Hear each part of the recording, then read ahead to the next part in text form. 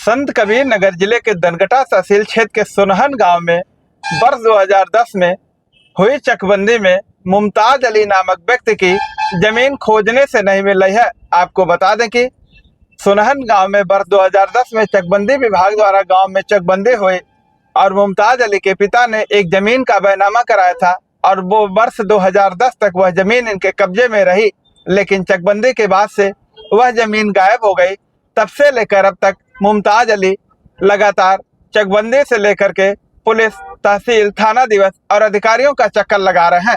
थक हार कर मुमताज अली ने आज डीएम को एक शिकायती पत्र सौंप करके न्याय की गुहार लगाया है, जिस पर डीएम महेंद्र सिंह तंवर ने तत्काल चकबंदी के एसओसी को बुला करके इनके मामले को पटाक्षेप करने की बात कही है। हालांकि चकबंदी के सीईओ का कहना है कि इनके पास चकबंदी का कोई कागज नहीं है, लेकिन अब इस मामले में जांच करा करके इनको कागज उपलब्ध कराया जाएगा और इनकी जमीन जो है इन्हें मिल जाएगी। तो निश्चित ही पीड़ितों को डीएम महेंद्र सिंह तंवर के द्वारा काफी न्याय मिल रहा है। आइए सुनाते हैं कि इस मामले में मुमताज अली के लड़के और चकबंदी के अधिकारी का क्या कहना है। क्या नाम आपका? इजहार अहमद। इजहार अहमद जी कहाँ के रहने वाले हैं? क्या समस्या है? सोनहन रामपुर बाराकुन्नी। क्या समस्या थी जो आज? सर समस्या ये है कि 2010 से लेकर के अभी तक हमको एक बैनामे की ज़मीन मिल नहीं पाई है। हम उसको काफ़ी तलाशे लेकिन मिला नहीं, हमारी ज़मीन ही गायब हो गई है। कैसे गायब हो गई आपकी जमीन? अब चकबंदी 2010 में हुआ था, चकबंदी के बाद से ज़मीन हमको मिली नहीं।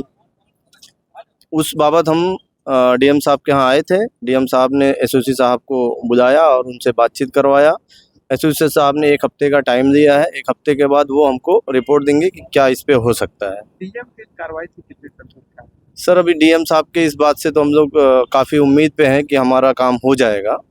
अब इसके आगे एसओसी साहब 1 हफ्ते के बाद क्या करते हैं ये मालूम।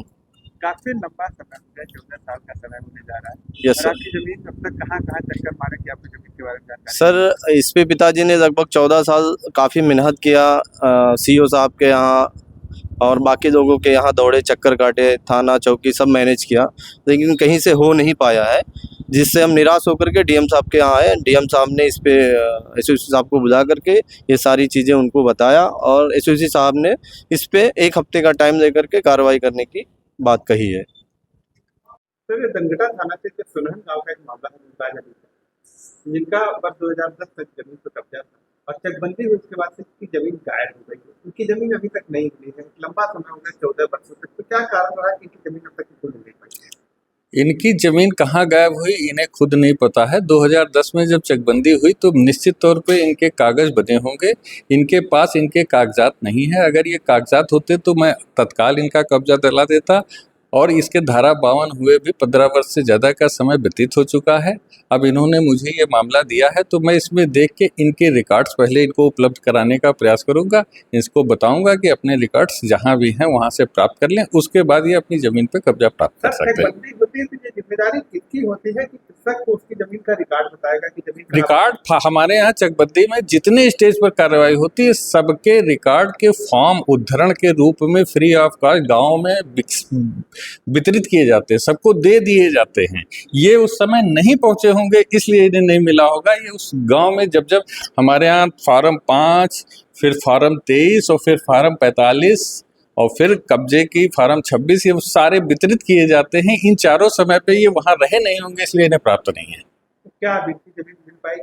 बिल्कुल, अगर ये अपनी जमीन को के रिकॉर्ड को प्राप्त कर लेंगे उसके बाद इनको जमीन भी मिल जाएगी। लेकिन इसका चरण ये है कि अब इन्हें पता ही नहीं है कि इनकी ज़मीन कहाँ है। इसको रिकॉर्ड प्राप्त करने के लिए पहले रिकॉर्ड रूप से अपने अभिलेखों की नकल प्राप्त करनी होगी। जैसे इनके पास चकबंदी से पूर्व की तो खतौनी है, चकबंदी का एक भी कागज़ नहीं है। चकबंदी में भी ये सामान्य नियम है कि सभी व्यक्तियों को अपने अभिलेखों का प्रत्येक वर्ष एक बार नकल प्राप्त कर लेना चाहिए और ये 2010 से लेकर आज तक का एक भी कागज़ नहीं दे पा रहे हैं। इसका मतलब इन्होंने तब से ही आज तक एक भी कागज नहीं। लगता है कि इनसे ही चूक हुई या विभाग से भी चूक? नहीं, विभाग से चूक का इसमें अभी कोई प्रकरण नहीं है। अभी तो सीधा सीधा इनके पास खुद इस कोई प्रपत्र नहीं है उसके बाद के। इसका मतलब चूक में पहला दायित्व तो इन्हीं का बनता है। चकबंदी होती सर तो ऐसे में क्या कृषक को बताया जाता होगा, जानकारी होती होगी, अगर बिल्कुल तो उसे बुलाया जाता होगा। गांव में जाके मीटिंग करके सार्वजनिक रूप से सारे कार्य किए जाते हैं, वितरण किया जाता है पर्चों का।